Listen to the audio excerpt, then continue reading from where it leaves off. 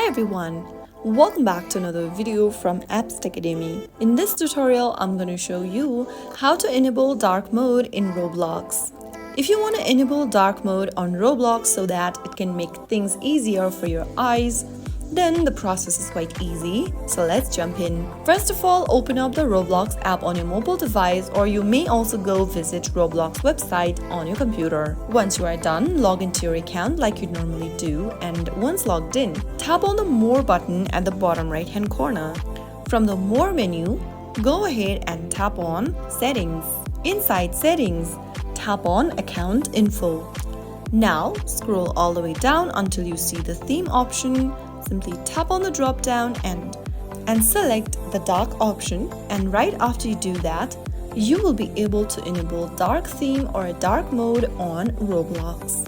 And that's it! You've successfully switched to dark mode on Roblox. Now you can enjoy a more comfortable and visually appealing experience. If you found the video helpful, like, share and subscribe for more Roblox contents. I'll see you in the next video. Thanks for watching.